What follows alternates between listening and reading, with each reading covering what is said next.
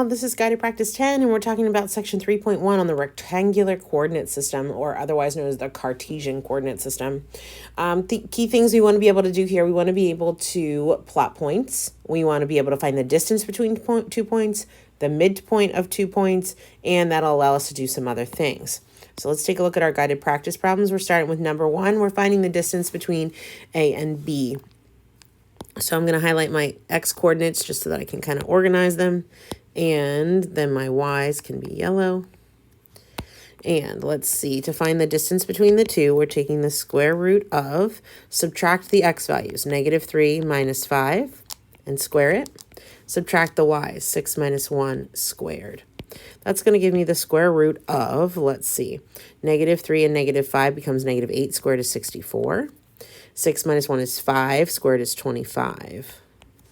And we end up with the square root of 89, okay, which if we want as a value, we can plug that into the calculator and get 9.4 as approximation, okay. Now, WebAssign is likely going to want the square root of 89, and that's fine. All right, in problem 2, we're going to show that the triangle formed by these 3 points is a right triangle. So just to illustrate that, let's go ahead and graph them first. So we have -1, -3. So -1, -3 is down here. 6, 1 is up here. And 2, -5 is down here. And what we're going to do is we are going to connect these points to make a triangle. And I'm going to do each side with a different color.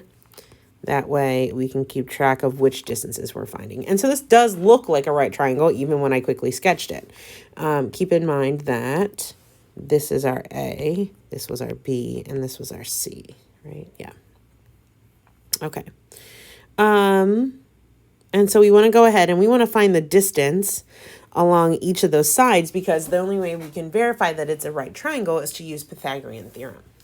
And so what we want to do here is we want to find the distance between each set of points. So let's start with the red side, and that's point A and point B. So that's going to give me the square root of -1, 3, and 6. So let's highlight those. So that's this point and this point. So I'm going to have the x's. So I'm going to subtract -1 minus 6 and square it. And then take -3 minus 1 and square it. When I do that, that becomes 7 squared, which is 49. And -3 minus 1 is 4. Squared is 16. We add those together, we get 65. Okay. Then we want to find the blue one, so that's point B and C. So let's go ahead and erase those. Now we want B and C. So we want the 6 and the 2, the 1 and the -5. So 6 minus 2 squared, and 1 minus -5 squared.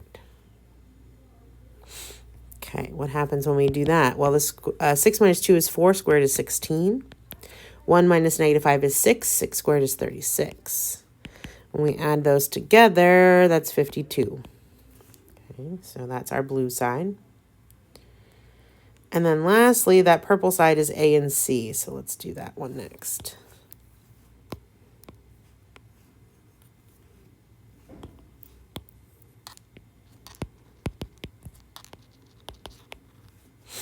So A and C would be the -1 and the 2, and the -3 and the -5. So this is -1 minus 2 and square it, and add to that -3 minus -5 and square it. So that becomes a plus negative, and our D is -1 minus 2 is -3, squared is 9. -3 plus 5 is 2, squared, that's 4. And so this is the square root of 13. Okay. And now that we have each of the distances, we want to check that in Pythagorean theorem. So I'm going to call each of the short sides an A and a B. So I'm going to call the purple one A, the blue one B, and the red one's going to be C. And so that means The red one we got to keep over on the right. So you're going to square, what did I say? The purple one first. So you're going to take Pythagorean theorem is a squared plus b squared equals c squared when a and b are the legs and c is the hypotenuse. So ours a is the purple one. So you're taking the square root of 13 squared. So this is our a, this is our b, and this is our c. And so we have b is the square root of 52, and we want to square that one. And that should be the square root of 65 squared. The squares and the square roots cancel here, and you get 13 plus 52 equals 65. And that is a true statement. So then, yes, it's a right triangle.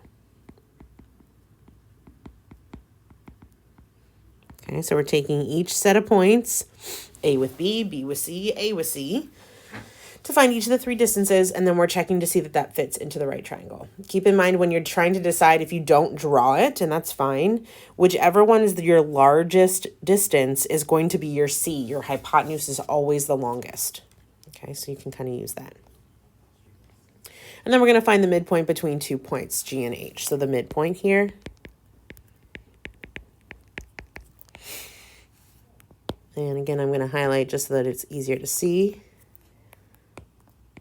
the x's versus the y's. So our x's are the blue ones. So we add up the x's with the midpoint, so -2 plus 4, and divide by 2. Then we add up the y's, so 3 plus -2 over 2.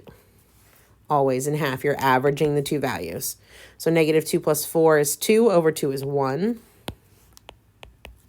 And 3 plus -2 is 1, over 2 is 1/2. And that's our midpoint.